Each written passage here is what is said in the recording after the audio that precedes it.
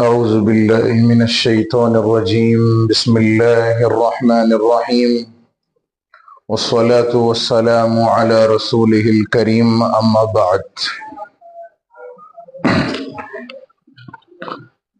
عزیز ساتھیو، اللہ تبارک و تعالیٰ کا قرآن مجید کے اندر ارشاد ہے، یا ایہا الرسول بلغ ما انزل الیک من ربک، اے محمد صلی اللہ علیہ وسلم، جو حکم آپ پر قرآن مجید میں اتارا گیا ہے ان باتوں کو آپ لوگوں تک پہنچائیے۔ بلغ کا لفظ یہ بات بتاتا ہے کہ آپ دین حق کی تبلیغ کیجیے۔ تبلیغ کے معنی آتے ہیں پہنچانا۔ اس لیے حدیث میں بھی ہے، اللہ کے نبی صلی اللہ علیہ وسلم نے ارشاد فرمایا، بلغوا عنی ولو آیہ، اگر میرے ذریعے سے تمہیں کوئی دین کی ایک چھوٹی سی بھی بات معلوم ہوتی ہے، اس بات کی تبلیغ کرنا آپ لوگوں کے لیے بہت ضروری ہے۔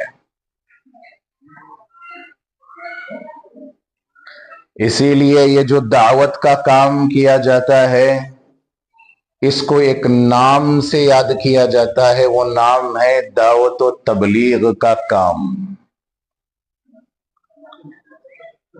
خود اللہ کے نبی صلی اللہ علیہ وسلم کو اللہ نے تبلیغ کرنے کا حکم دیا، تو اس سے معلوم یہ ہوتا ہے کہ تبلیغ یہ اللہ کا حکم ہے۔ لوگوں تک دین کی بات کو پہنچانا یہ اللہ کا حکم ہے، اس کو کرنا ہم سب کی ضرورت ہے۔ آگے اللہ نے نبی صلی اللہ علیہ وسلم سے یہ کہا کہ کن باتوں کو پہنچایا جائے؟ ما انزل الیک، جو باتیں آپ پر اتاری گئی ہیں، مطلب جس کتاب کو دے کر ہم نے آپ کو بھیجا ہے اس کتاب کے اندر جو احکامات ہے،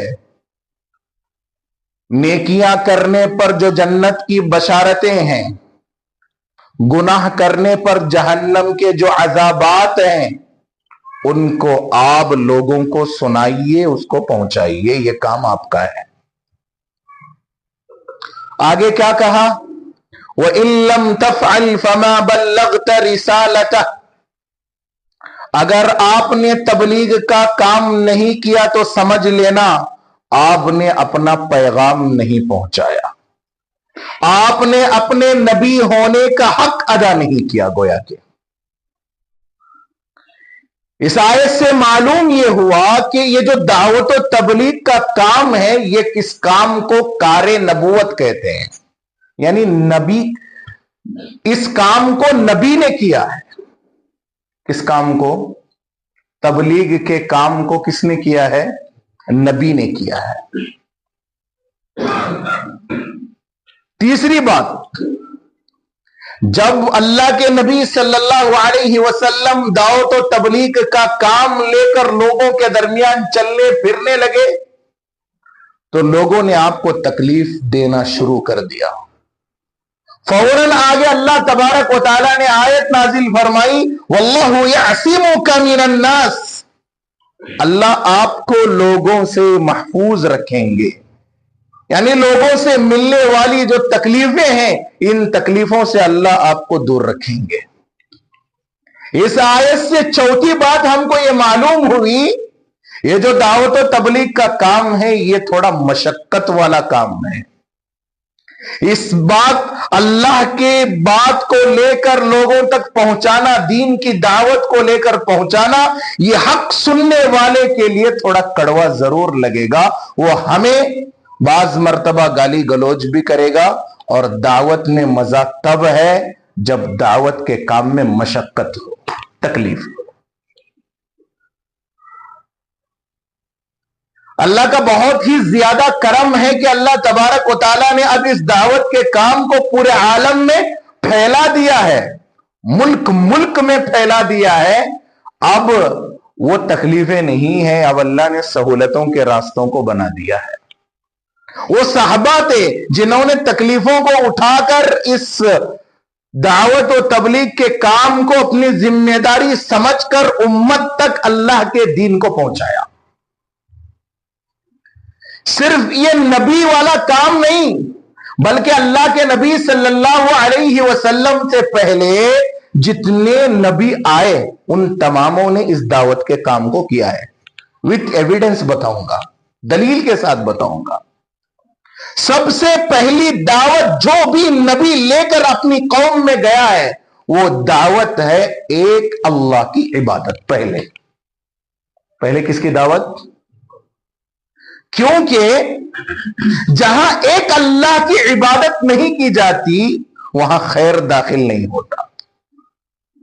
جہاں شرک ہے وہاں عبادتوں میں لذت نہیں آتی. سب سے پہلی دعوت حضرت نوح علیہ السلام نے یہی بھی اپنی قوم کو کہا، یا قوم اعبدوا اللہ ما لکم من الہ غیرہ، اے میری قوم کے لوگوں تم اللہ کے سامنے سجدہ کرو. کیوں؟ زمانہ ایسا تھا کہ لوگ اللہ کو نہیں مانتے تھے، باقی سب کو مانتے تھے. لوگ اللہ کو سجدہ نہیں کرتے تھے، باقی سب کے سامنے سجدہ کرتے تھے، باقی سب کے سامنے جھکتے تھے. لوگ اللہ کی عبادت نہیں کرتے تھے، لوگ لوگوں کی عبادت کرتے تھے، یا لوگ اپنے ہاتھوں سے بنائے ہوئے نقلی معبودوں کو اپنا خدا سمجھتے تھے. شیطان نے ابتداءً یہ بات ذہن میں ڈال دی کہ تمہارے بزرگ تو اب انتقال کر چکے ہیں، تم یہ کام کرو، تمہارے بزرگوں کا پتلا بناؤ اور روزانہ تم تمہارے بزرگوں کو دیکھتے رہو. دیکھنا شروع کیا تو کہا دیکھتے کیوں ہو، جھکو. تو وہاں سے شرک کا دروازہ کیا ہو گیا؟ کھل گیا. لوگوں نے اپنے بزرگوں کی مرنے کے بعد یاد میں پتلے بنانا شروع کر دیا اور شیطان نے دماغ میں شرک کا کیڑا لڑا دیا. اور یہ جو سسٹم آج آپ دیکھ رہے ہیں یہ سب وہیں سے نکلا ہوا سسٹم ہے. اور کیا کہا؟ قوم کے لوگ جب اگینسٹ ہوئے، قوم کے لوگوں نے ایک اللہ کی عبادت سے انکار کیا تو نبی نے کیا کہا؟ حضرت نوح علیہ السلام نے، ابلغکم رسالات ربی، میں نے میرے رب کا پیغام تم تک پہنچا دیا ہے، میرا کام تبلیغ کرنا تھا، میں نے کر دیا. تم مانو تو اچھا، نہ مانو تو تم اللہ کے حوالے. اللہ تمہیں معاف بھی کر سکتے ہیں، اللہ تمہیں سزا بھی دے سکتے ہیں. تو ابلغکم یہ لفظ بتاتا ہے کہ دعوت کا کام، تبلیغ کا کام کیا ہے پیغمبروں نے. دوسرے حضرت ہود علیہ السلام، انہوں نے بھی اپنی قوم کو یہی دعوت دی کہ ایک اللہ کی عبادت کرو.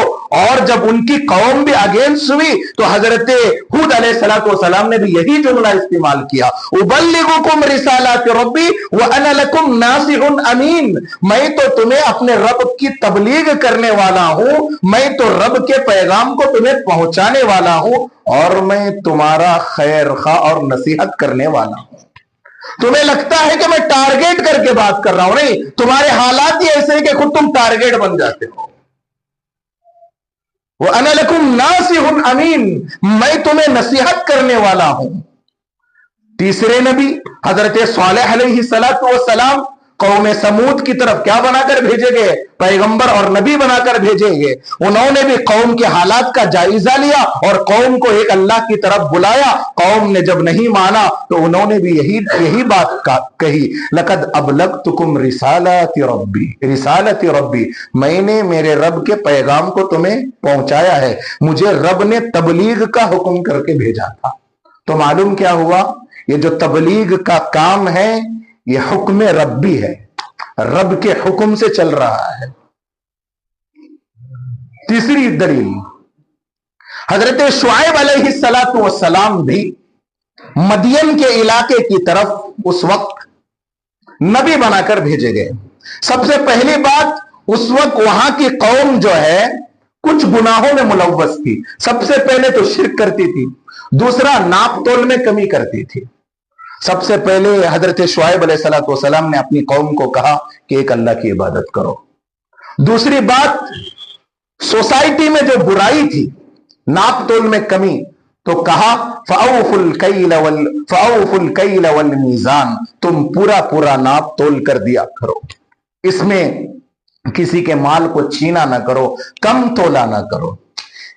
होती है हर कौम में हर एक बुराई पाई जाती थी, तो नबी का काम था, अल्लाह भेजता ही इसलिए था कि उनको क्या करें, नसीहत करें, उनको जो है तबलीग करके उनको ये बता दे कि जो तुम कर रहे हो ये गलत है।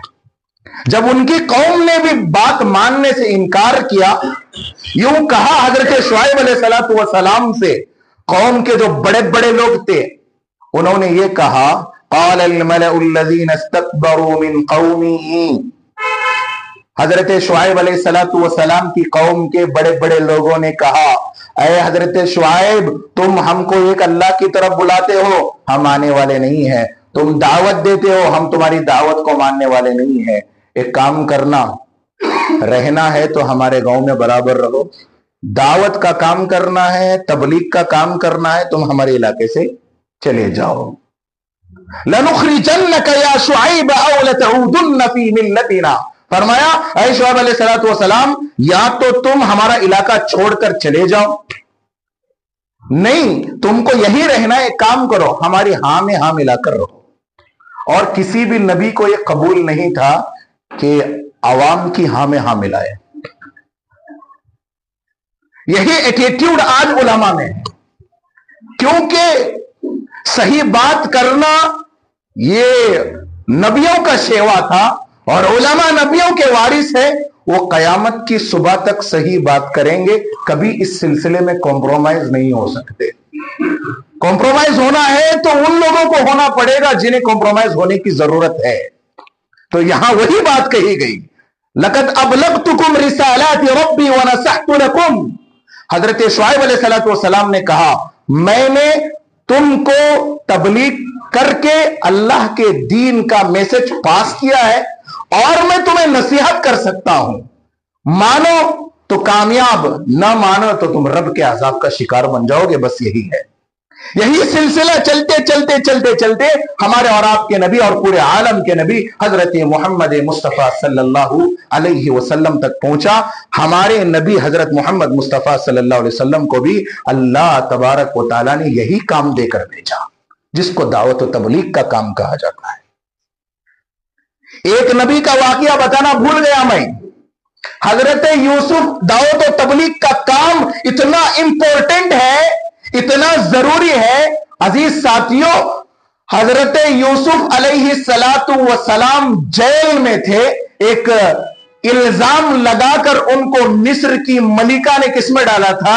जेल में डाला था, बेहयाई का नऊज़ु बिल्लाह इल्जाम लगाकर। हालांकि माजरा ऐसा नहीं है, किसी एक जुमा में मुकम्मल हजरत यूसुफ अलैहिस्सलातु वस्सलाम की तफसील सुनाएंगे।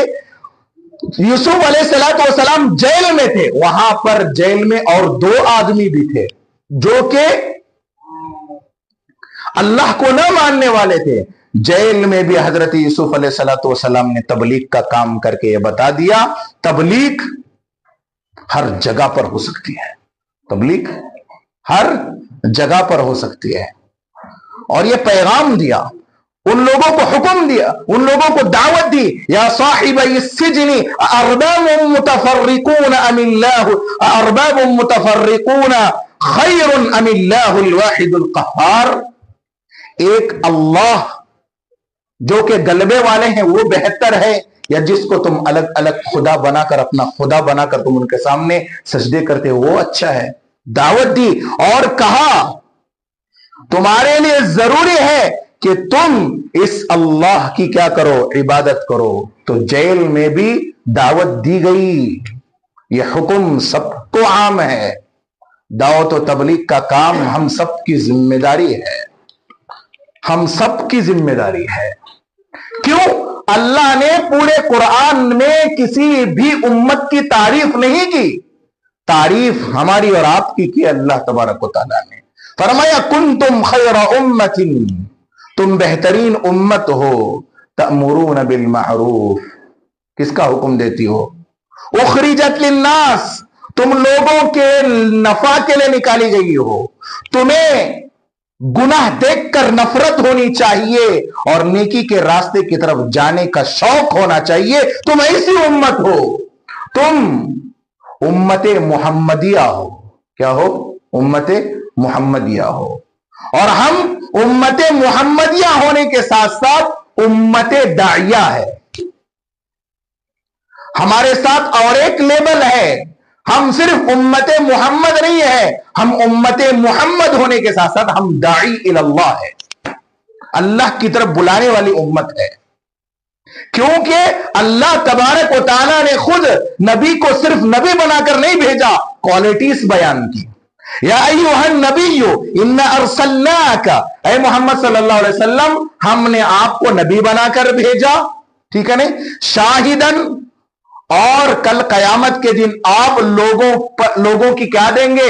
گواہی دیں گے کہ لوگوں نے امت محمدیہ میں ہونے کے بعد اس نبی کی اتباع کی یا کسی اور کی اتباع کی، اللہ کے نبی خود ہمارے لیے گواہ بن کر سامنے آئیں گے۔ تیسری بات، شاہدن و مبشرن، اے محمد صلی اللہ علیہ وسلم آپ لوگوں کو خوشخبری دینے والے ہیں، مطلب نیکی کرنے پر آپ ان کو اللہ کے انعامات سنائیں گے۔ نذیرن، آپ لوگوں کو ڈرانے والے بھی ہیں، اور آگے فرمایا وداعیا الی اللہ، اور آپ لوگوں کو اللہ کی طرف بلانے والے نبی ہیں۔ آپ نبی ہیں، سارے عالم کے نبی ہیں، اور اب داعی الی اللہ نبی ہے۔ کس کی طرف بلانے والے نبی؟ اللہ کی طرف بلانے والے نبی۔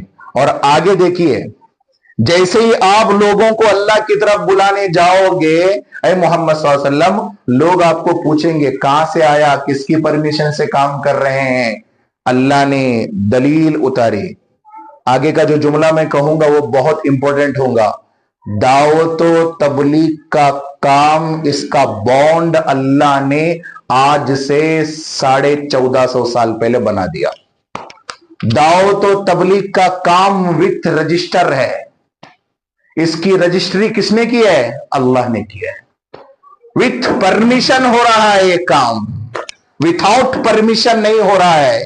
اس کی پرمیشن اللہ تبارک و تعالیٰ نے پیغمبر محمد صلی اللہ علیہ وسلم کو دی۔ یہ اتنا اونچا کام ہے، اور جو کام اللہ کی اجازت سے ہوتا ہے وہ صرف علاقے اور گاؤں میں نہیں چلتا، بلکہ وہ کام پورے عالم میں چلتا ہے۔